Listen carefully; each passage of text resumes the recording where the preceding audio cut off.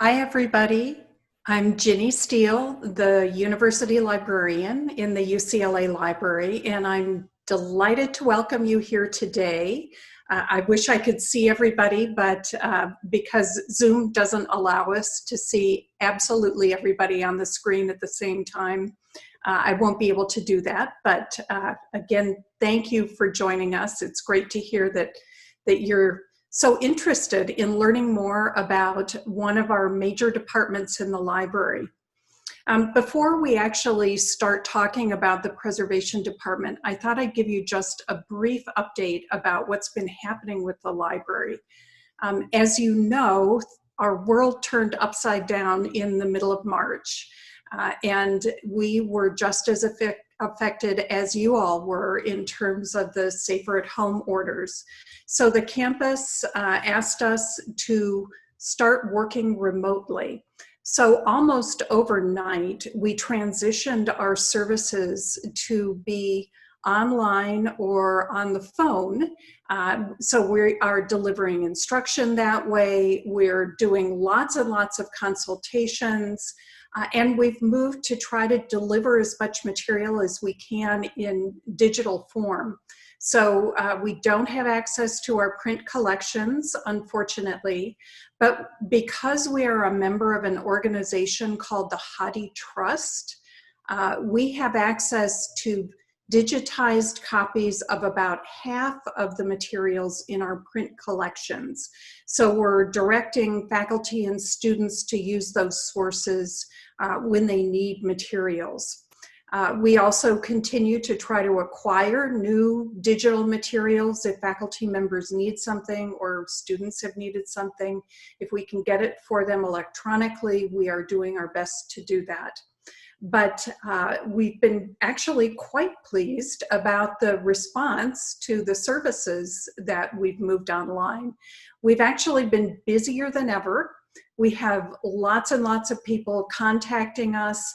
I've heard from a number of our staff that they are getting more requests for consultations than ever before. We've had waiting lists for some of the workshops that we've done on things like research data. So it's been a very busy time for us. And we're fortunate because really everybody is able to work from home. If they couldn't actually take their work home with them, we had other things that they could work on. So we've been able to keep everybody fully employed and doing lots of important things for us. Like you, we have no way of seeing into the future, so we don't know what's going to happen come summer and fall, but we have developed a ramp-up plan, a phased plan for gradually reopening the libraries. The first piece of this will be to launch a larger scale digitization program for faculty and students. We're also exploring the possibility of doing curbside delivery from our print collections or else paging books and having them available for our faculty and students to pick up. And then we will gradually reopen the buildings for real use. And since the campus is expecting to have students back in the fall, a small percentage of the student population, we are hoping to be able to open the libraries. Now, what this really means, though, is that we are going to open our study spaces first, and we're going to have to reconfigure them to allow for appropriate physical distancing. And also we have to make arrangements with the campus to have adequate cleaning on a regular basis of all the spaces that are used in the buildings. For the time being, we expect to keep our stacks closed. We're kind of turning back the clock, it feels like, some decades to the era when libraries did mostly have closed stacks. And the reason for that is twofold. One is the public health issues in opening the stacks are really unknown, and we are concerned about the possibility of someone with the COVID virus going into the stacks, touching a lot of materials, we would have no way of knowing where they were or what they touched. And then if they left and someone else came along, they could get infected. So that is the main reason why we're going to have to keep the stacks closed for a while. The other issue that we're encountering is that no one really knows how long the virus will survive on a book or the pages in a book or other kinds of materials that we have in the library. So there is a major research study going on led by Battelle, and they are really trying to find out exactly how long the virus survives and then what kinds of mitigation measures we need to put in place. So all of this is just to say it's uncharted waters for us. It's not something we ever thought we would be doing to keep people out of our print collections, but it is where we find ourselves today.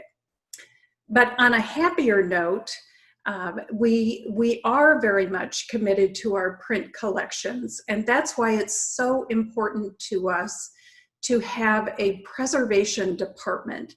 This unit is really the unit that acts as the one that ensures that our print collections of materials in all types will be available for decades and centuries to come.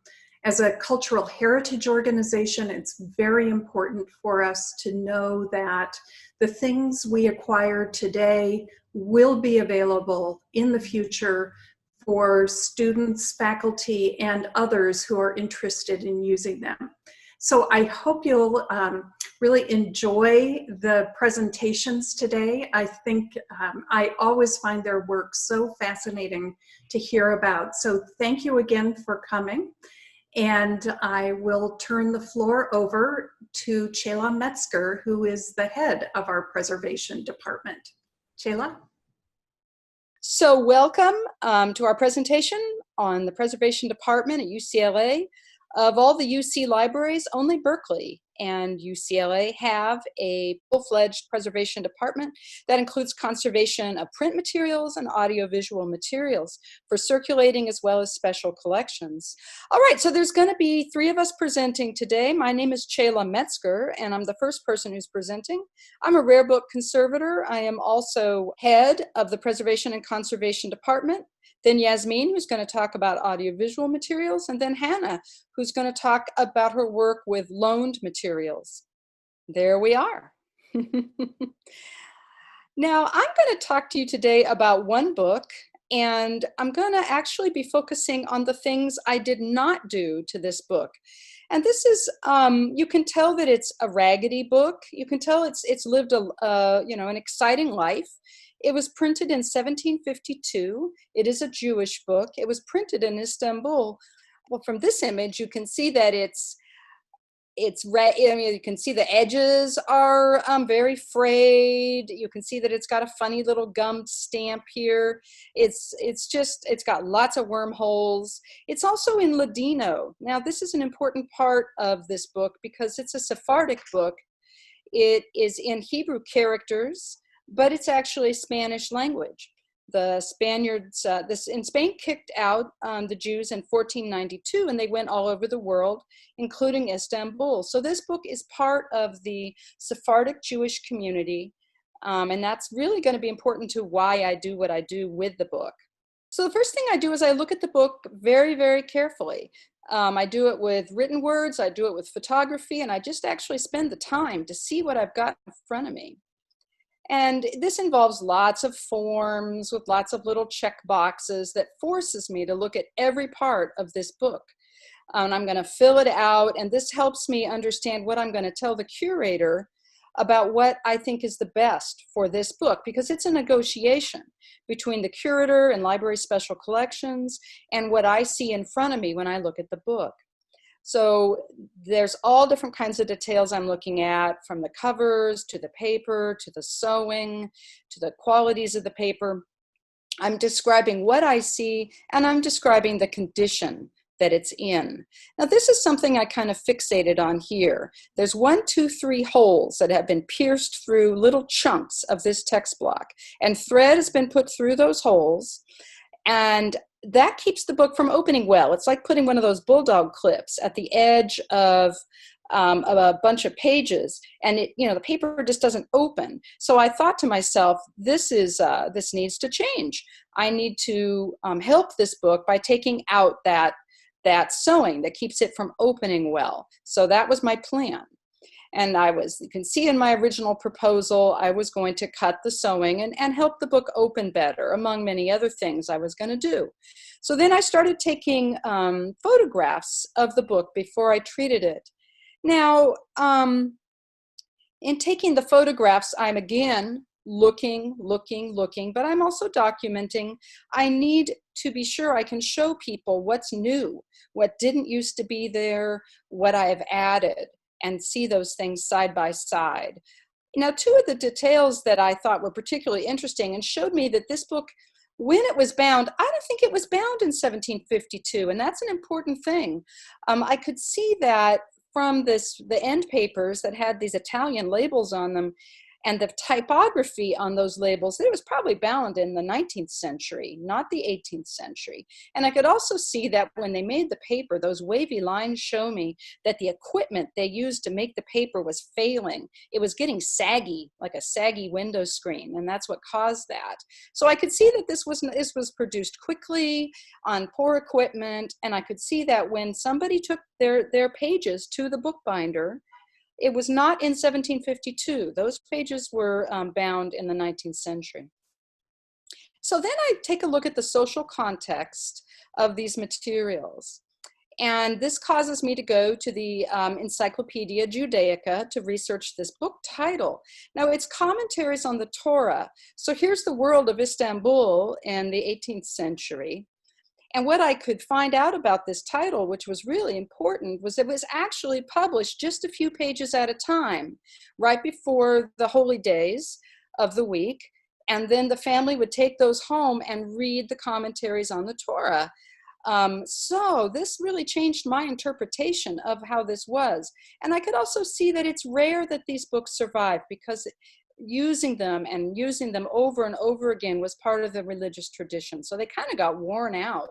Now, when I look at this sewing, what I see is not something that keeps the book from opening well, but something that the publisher did, so these books could be quickly put in the hands of their readers. I've decided, you can see with this check mark here, that I am going to keep that sewing in place, and that changes everything about what I'm going to do. So at this point, when I take you through this, you're going to see that I'm doing some rather standard things here. I'm detaching my text block from the case so I can get at it. I'm putting new paper where there's openings, where there's been losses in the paper. I'm using a light sheet here. It's a very thin light sheet. It's only about 1 millimeter thick, so I can put it inside the book and sort of see the paper. And I'm taking off old mends like this one here. I've lifted it up with a little tool. I'm going to realign that tear so it's easier to read. And then I'll put it all back together with that original little stamp in place. And this is what took the most time. I had to fill in all those little wormholes, which you can see here. And I filled them in with Japanese paper. And then I toned that paper. So here you see I used a little bit of watercolor, so it's not so jarring. It's not such a bad color. And I did a lot of work to make sure the title pages, which people always handle the title pages a lot, were easy to handle. I didn't make them all square and perfect. I just made them, I left them ragged, but I gave it like a handling edge there. And that handling edge is going to help people touch those pages without hurting them. And at this point, I'm stabilizing the spine with some new adhesives that I know are going to age well, and some new layers of material that I know are going to age well. So I've got new material here. The text block is all back together. The case has new material. I'm putting the two together with some adhesive. And I take after treatment documentation.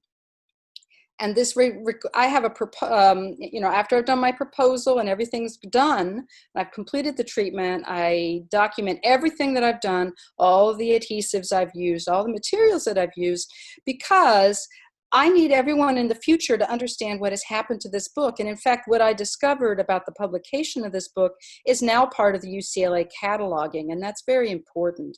And this report will be kept forever in a paper form as well as digitally for the library to access as needed. And it doesn't look all new and pretty before and after, but it's certainly more easy to handle.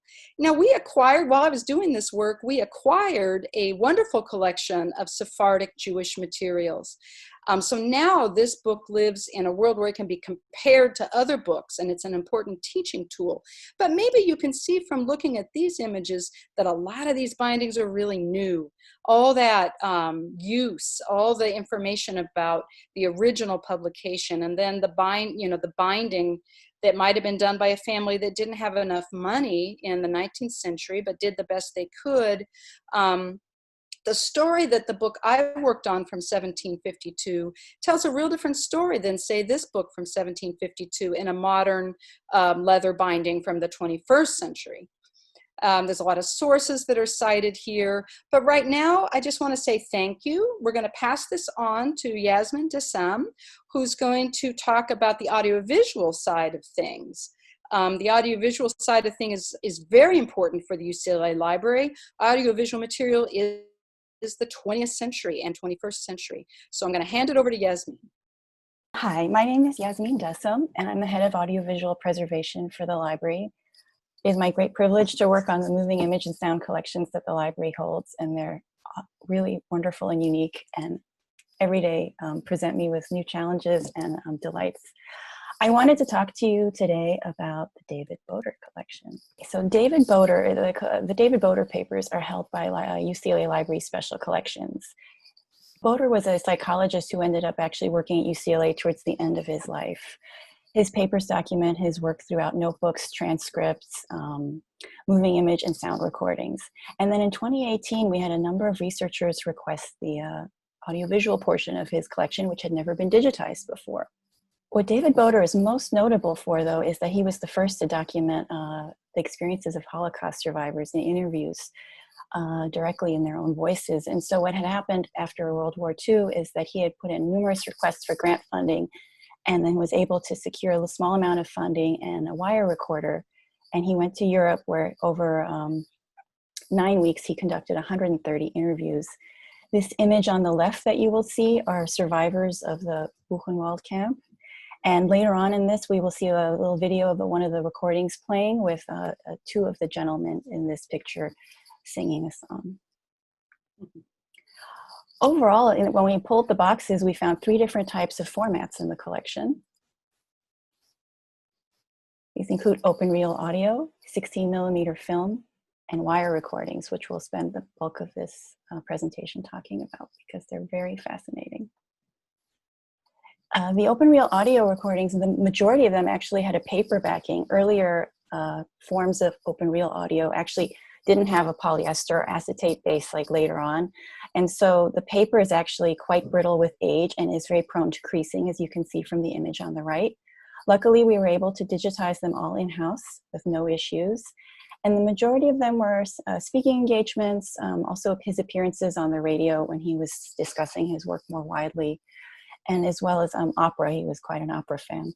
In this image, you're going to see some badly brittle film. The 16mm films in the collections were all silent black and white home movies. Unfortunately, they were all suffering from advanced vinegar syndrome, which is what happens when acetate film degrades over time. What happens is the acetic acid that makes up that base starts leaching out. The film itself gets shrunken and it gets brittle. It starts to buckle. And this little segments that you're seeing right now are actually the film leader, which is not the actual images in the film, but just the head and tail of the film that allows you to wind it through. But we could already tell that we were off to a bad start. Luckily, we were able to actually digitize all of the 11, all but 2 we were able to transfer successfully in our film scanner in the lab. The 2 that we weren't able to were so brittle that any attempt to even unwind them would just snap them, and they couldn't even be run through the gentlest film scanner transport at the slowest setting without damaging them or causing them to actually shatter. So we're actually going to be exploring treatments to rehydrate the films. That's a treatment that will actually let you temporarily make the film a little more flexible so it can actually be run through a film scanner successfully. But again, it's a temporary treatment and it will revert back to, unfortunately, this state. The films actually document a lot of his time in pre-World War II Europe, as well as his travels. And here is a great little clip from 1936 of the New York skyline, complete with tugboats and the Statue of Liberty.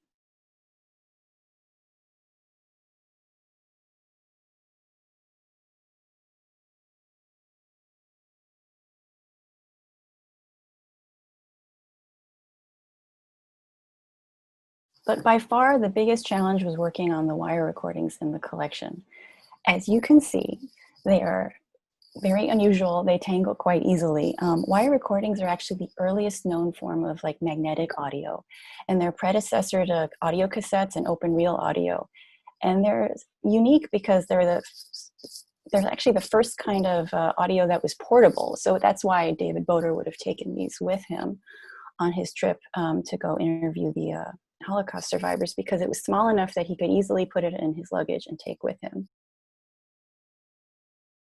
Wire recordings were actually invented in the late 1800s, but it wasn't until the 1940s that they were developed further and put widely into use.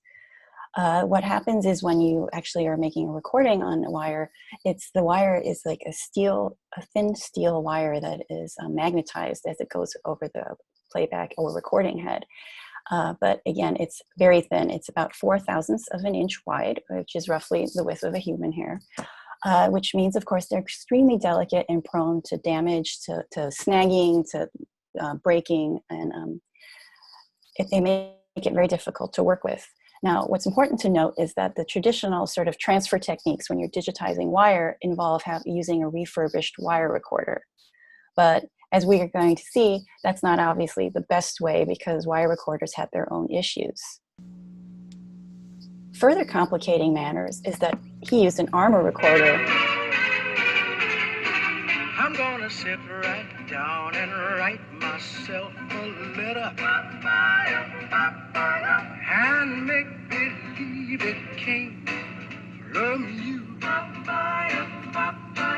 I'm gonna write words so sweet, they're gonna knock me off. So sorry to have to mute that, it was delightful. But so the further complicating matters is the fact that he was using an armor recorder, which is actually one of the first models that was widely available in North America around that time. And it's a more rare sort of recorder that you would see than later. The consumer formats were much more commonly used. And that's typically what vendors use themselves as the later consumer models. The armor recording reels are much larger in size, so they can't be easily traded out with the other models that were more prevalent later on. Also, the machine works slightly differently. And then a vendor that a preservation vendor, a well-known and reputable one that we had reached out to, who we work with often, said they actually were not comfortable working on the wires for two reasons, is that they couldn't work on any that were tangled or weren't perfectly lying smooth across the reel. And then any that were the armor variety, which was the majority of the ones that we have in our collection, they couldn't play because they didn't have a working unit. So we realized we were staring at a kind of a complex problem. And during this, I was also pulling some of the materials from the collection to try to get more context around the recordings, and because we also generate metadata in-house so that the material is discoverable once it's digitized.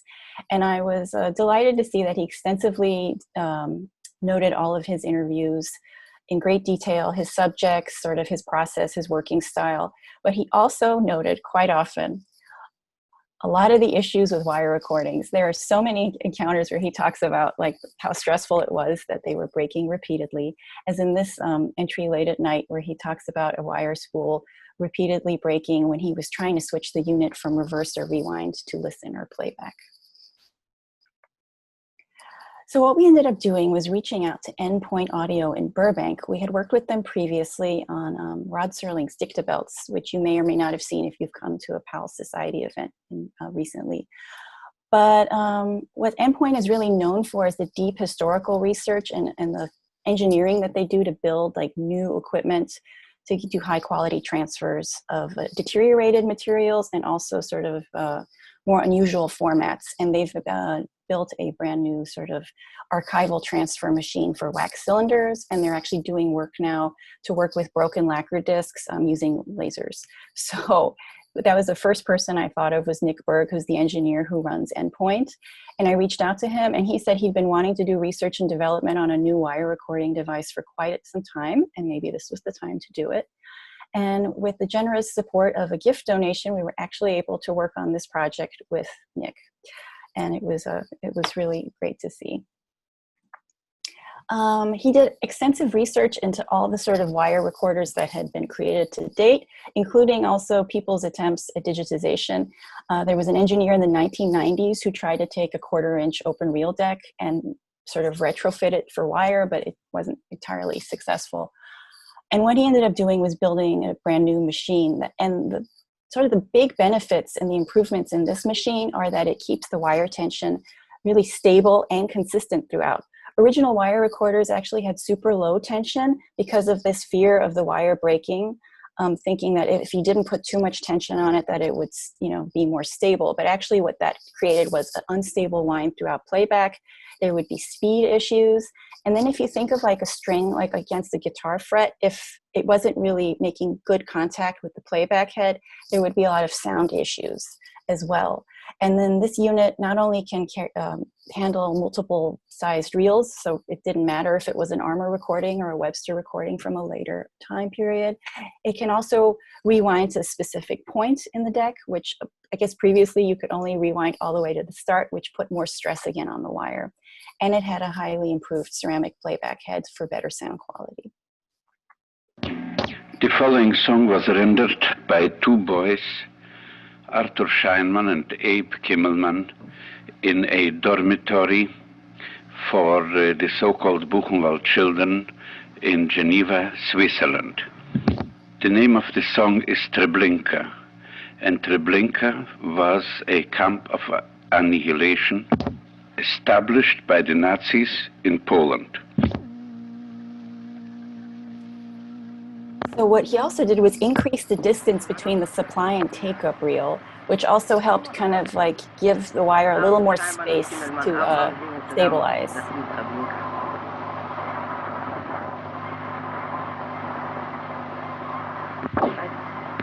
And you will hear the voices of two of these boys.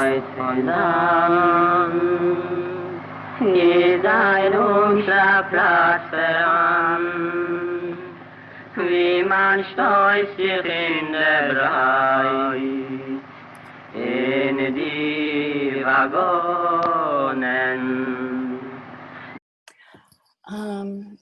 And then in addition to increasing the distance between the supply and take-up reel, Nick also added some additional compliant rollers. These rollers like sort of just give the wire more space to sort of move through the system and also work out any kinks or any inconsistencies. There's also a capstan to the right there, which has a grooved rubber groove in there that will hold the wire in place. And there's a digitally controlled bobbin on the top between the supply reel and take-up reel. And that moves gently up and down and sort of also helps keep the speed consistent. Even though we had our tangled wires and our Armour wires, and this is actually a photo of one of the wire recordings I found in the box, with a very thoughtful note, we were able actually to transfer all of them successfully, which was really wonderful. In addition to the songs, the Yiddish songs that we heard, there was this resistance song that we heard. This song is called Esprent, and it's actually a Yiddish resistance song that is part of, like, I think a class that he was trying to teach. Here we go. Thank you for your patience.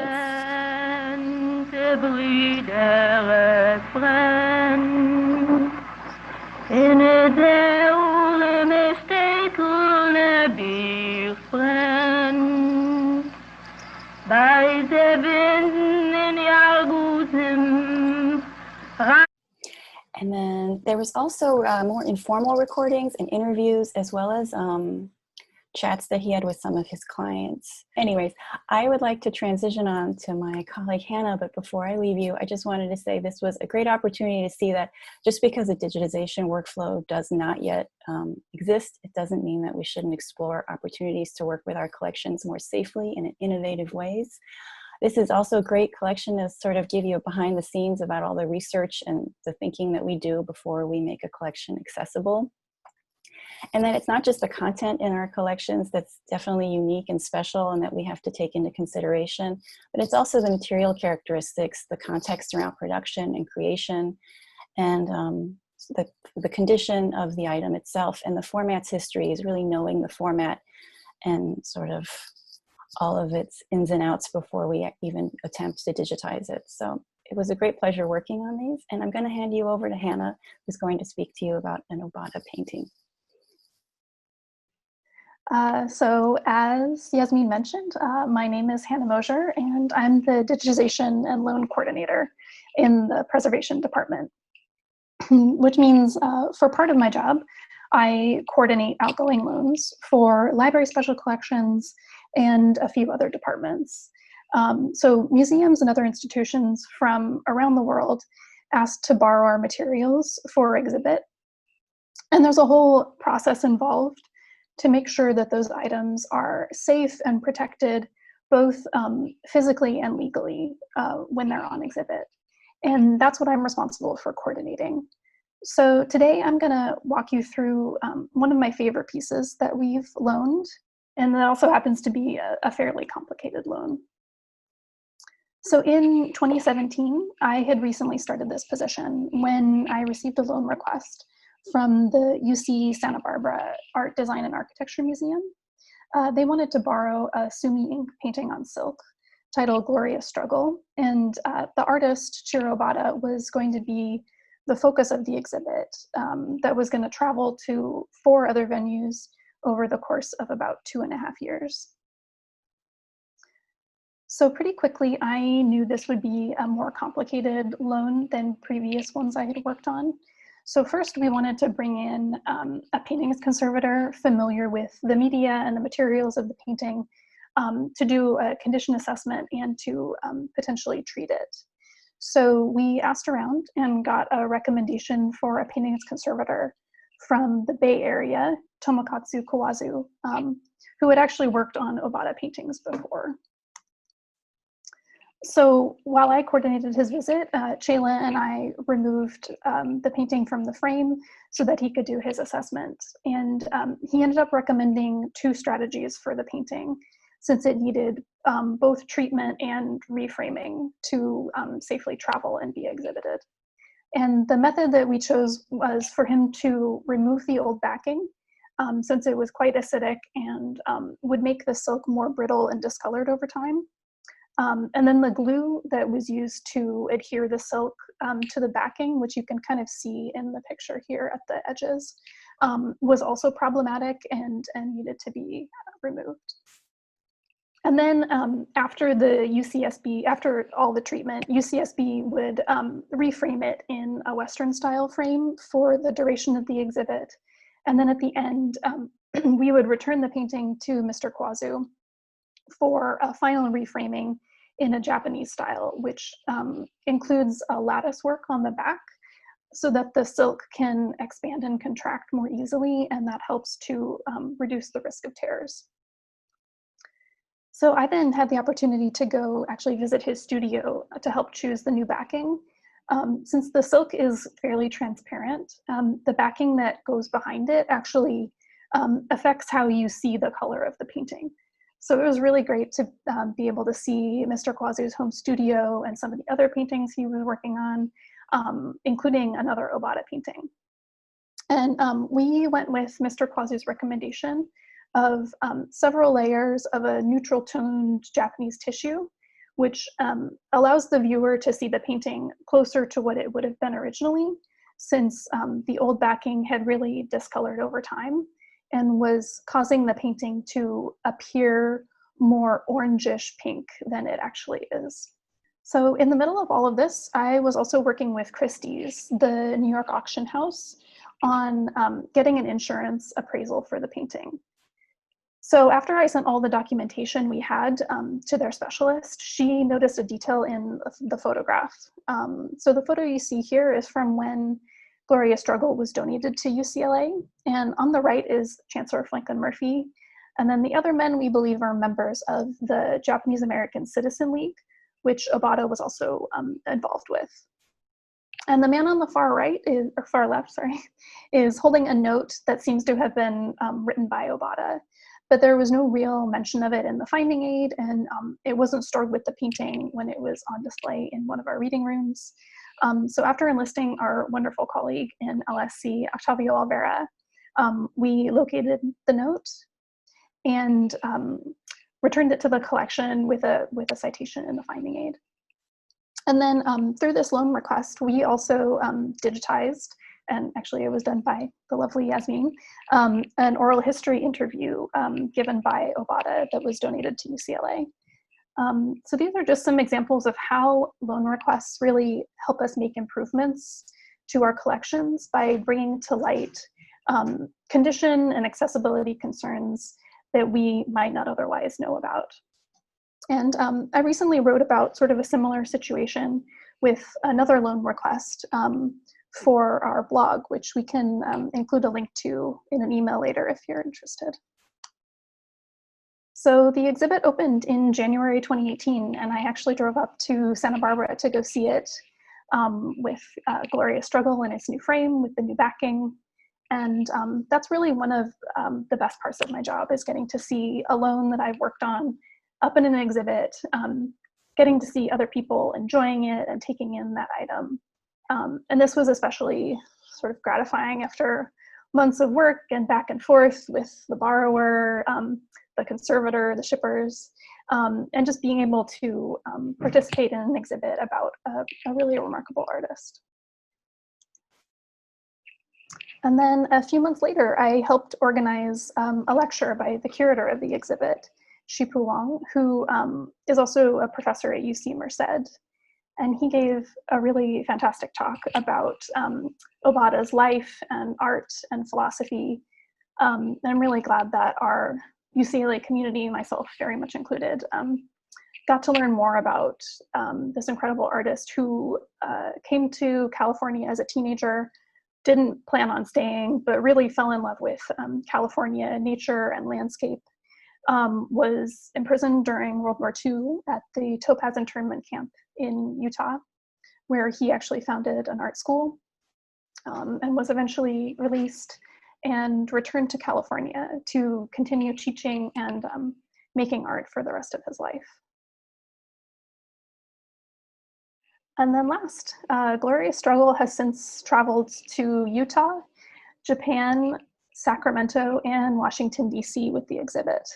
And actually the one at the Smithsonian American Art Museum was supposed to close at the end of May, but sadly it wasn't open to the public for as long as intended. But the Washington Post wrote a really lovely review of the exhibit there and featured Gloria Struggle quite prominently in the print version. And I also recently heard from the curator about a sort of final report that they did. Even with the shortened timeline in DC, over 500,000 people went to see this exhibit across the 5 venues. And I just think that's a really remarkable thing, that so many people saw this painting who otherwise never would have. And to me, that's the really big value in participating in outgoing loans. And then I just wanted to close with a quote from Obata, just to give a small taste of who he was as an artist. I dedicate my paintings, first, to the grand nature of California, which over the years, in sad as well as in delightful times, has always given me great lessons, comfort, and nourishment. Second, to the people who share the same thoughts, as though drawing water from one river under one tree. And thank you so much for listening. I'm going to hand it over to Julia, who will help with the Q&A. My name is Julia Altieri. I am the Associate Director of Development for the library. I'm really glad that all of you can join us. And we had some questions submitted ahead of time and then during this program. So we're going to have Chela and Yasmin and Hannah answer them to the best of their ability. So just a quick question that we got during the presentation. Hannah, what is the date of the Glorious Struggle painting? Oh, it is 1965, I believe, or 68. Yeah. Okay. And then someone asked Shayla, how many hours did it take to restore that book? Hi, everybody. I am so sorry that there were technical issues with the video during my presentation, but here I am. And thanks again for your attention. What a great question about the binding and whether things were kind of homemade or done professionally. And there was enough sort of professional, I've seen a lot of homemade books, so I sort of know what they look like. And there's the book from 1751, but I think bound in the 19th century, had enough sort of professional bookbinding techniques, just very quickly done with whatever they had around. So when I evaluated it, and those 3 holes that were punched through the chunks that were the original publisher did, that's the way that was done was very fast and very professionally. They gave that to somebody who was used to doing that all day. A homemade book generally has way more holes in it and way more thread in it because people think it's going to fall apart. A bookbinder knows how little thread they can get away with. So I hope that answers your question. Okay, so also, Hannah, where is the painting now? Is it in Washington or? Yeah, that's a great question. It is actually still in Washington, D.C. right now, but they're planning to deinstall it in a couple weeks. And then everything will go back to Santa Barbara. And then it'll be quarantined for about 2 weeks. And then it'll be sent back to UCLA. Okay. And this is a broad question, but I think you guys can probably give us some insight in what is a typical timeline for these restorations.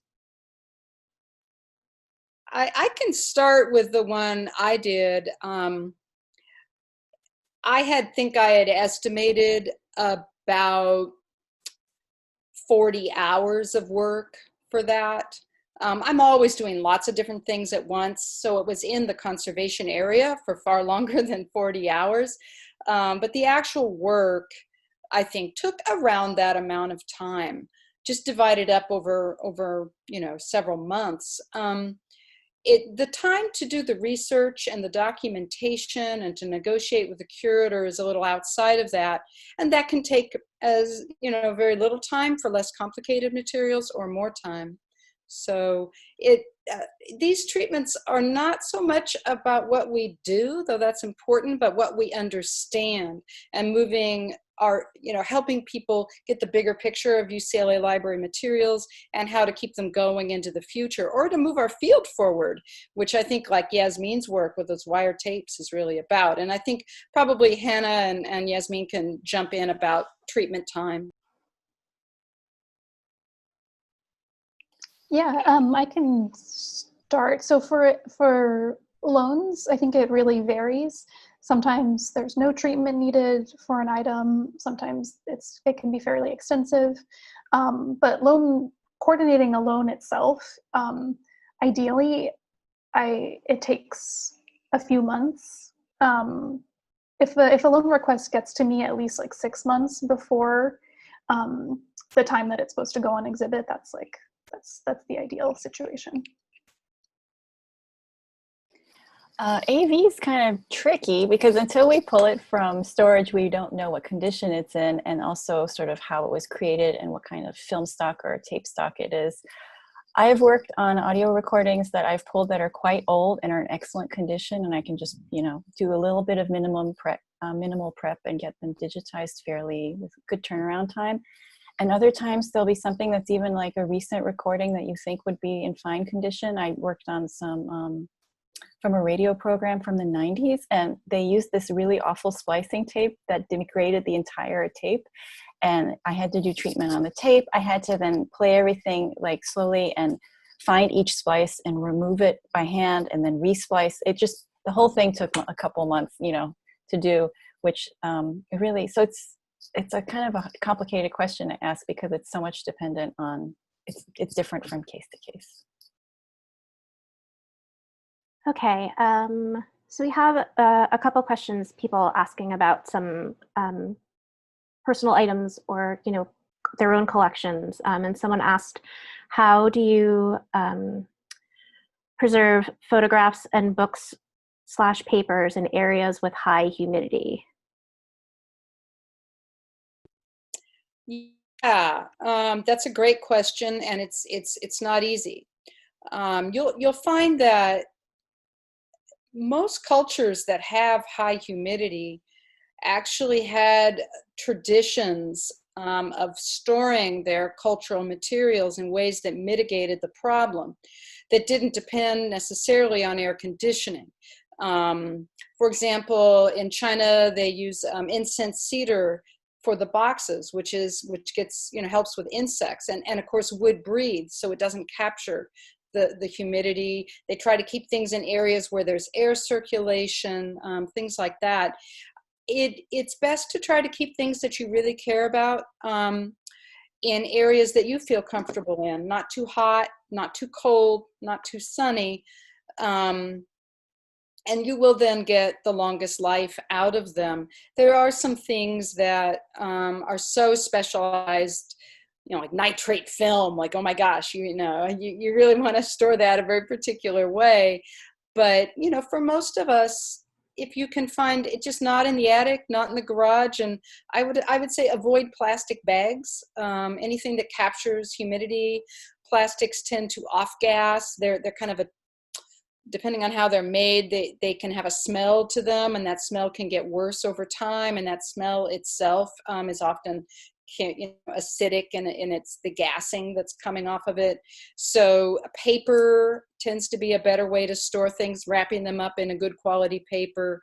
And these days, most paper is actually not acidic because of changes in effluent standards for paper making. It's actually not, acidic paper's not that common in the United States right now anyway. So, and there's lots of standards online, and write us and we can send you more information on how to do that. You know, keeping photographs right next to glass causes the emulsion to stick to the glass, so you want to be careful with that. And keeping them in plastics, you know, those sticky photo albums, turns out those were not such a great idea, sadly. They stick to the emulsion, or they leave little round adhesive dot stains on the emulsion. So there are some commercial products that unfortunately turned out to be bad over time. So if you've got photographs in those albums that had that sticky plastic sheet, get them out while you can. Just going back to the presentations, Hannah, when the painting is returned to UCLA, will it be on display again, and in what area of the library? Yeah, that's something we haven't discussed in a huge amount of detail. So it was on display in one of our reading rooms, but because it's been on display in an exhibit for so long, we may want to take it off display for a bit. It also still will want to send it to the conservator to do the final reframing. So I think it's a ways away before we make some decisions about how it'll be displayed going forward. Okay, Sheila, what specific kind of paper and glue was used to prepare the pages of the book? Can you describe how the repair is made? Yeah, hi, great question. Well, you know, the ways that we stabilize paper depends on when the paper was made. Quite often, if it's modern paper, that paper was handmade. It was handmade from fibers of linen clothing. Paper was always a recycled product. It was traditionally handmade paper in the West was made with rags. And the highest quality paper started with white cloth, lower quality paper started with other colors of cloth. So that paper was not, you know, super pristine looking. But I understood what it was made out of. It's made out of linen and is actually quite strong despite all the wormholes and all the handling and all the losses. We use, in terms of the kinds of paper, depending on how big the loss is and how prevalent it's going to be visually, you might use modern handmade paper and use that to stabilize or add, you know, material in a loss. Or you might use a Japanese paper, and Japanese papers are very popular for repairing Western paper because they're so strong. They're extremely thin and transparent, but very strong. And we have we have Japanese papers that's so light it floats in the air. It's just the barest number of fibers. And we have much heavier Japanese paper. Western paper is never really that thin or transparent as a general rule, unless it's that kind of onion skin paper. And you get that by beating the fibers so much that they actually change how they reflect light.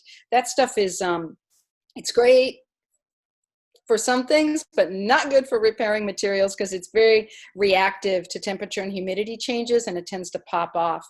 The adhesives we use are ones that we know will stand the test of time. They're not going to change color over time. They're not going to become brittle over time and harden or fail over time. And actually we use a wheat starch paste, which is a kind of a highly refined starch from flour, and just cook it for 20 minutes like you were making a white sauce. It's fairly transparent. It'll dry just a tiny bit gray. We also use other synthetic adhesives when we need to, but wheat starch paste for areas where you're not worried about insects, because they do like to eat the paste. But if you're not worried about insects, then it's a great way to go, and you can thin it down. You can use it thick, you can thin it down. You get lots of qualities with it. So wormholes, I actually made sort of little noodles out of Japanese paper and made them just to the right shape. And those noodles were wetted with paste and kind of popped in there and dried. And I had to test the paper to make sure they weren't going to fall out. And once I know they're all there and they're all good, then I can tone them with watercolors so they blend in a little better. So we use a variety of adhesives depending on the kind of paper, and we use a variety of repair materials depending on what we're looking at and how flexible it needs to be. I hope that answers at least some of your questions. Okay, this is changing gears a little bit. Yasmin, I think you can address this question. I'm wondering how the Film and TV Archive fits with the AV Preservation Department. That's a great question.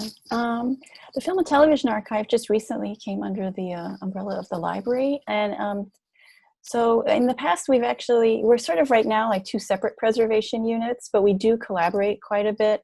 I have in the past, even before when they were their separate entity, sometimes reached out to just discuss issues with experts over there. They've got a great team. I know that they, for the Golden State Mutual Collection, they actually were very generous and helped digitize some really large 2-inch quad videotapes for us.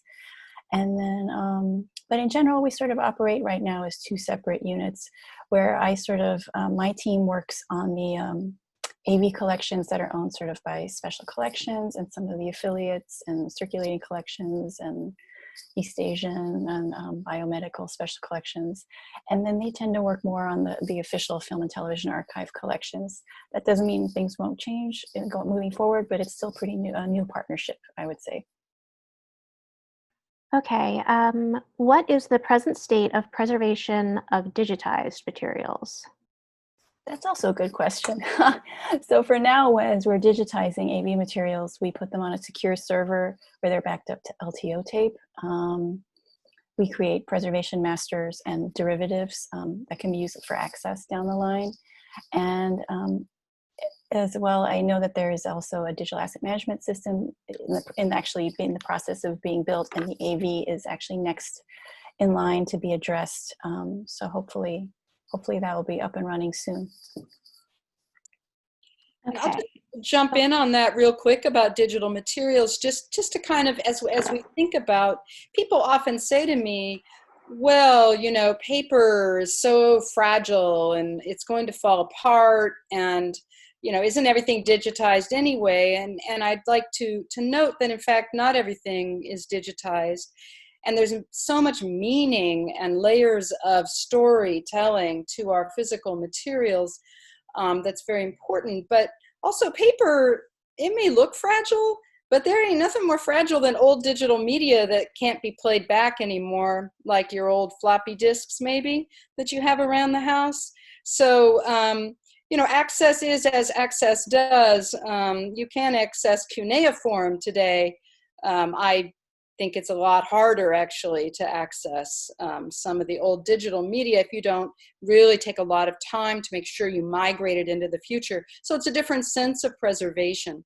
It certainly needs a lot more babysitting over time, but then the access is so amazing through digital material, you know, and this COVID has really made that clear, that digital material is so important for access. Okay, great. I'm gonna ask one more question and then I think we're gonna wrap up. So someone has asked, how does the UCLA Library preserve photographic prints?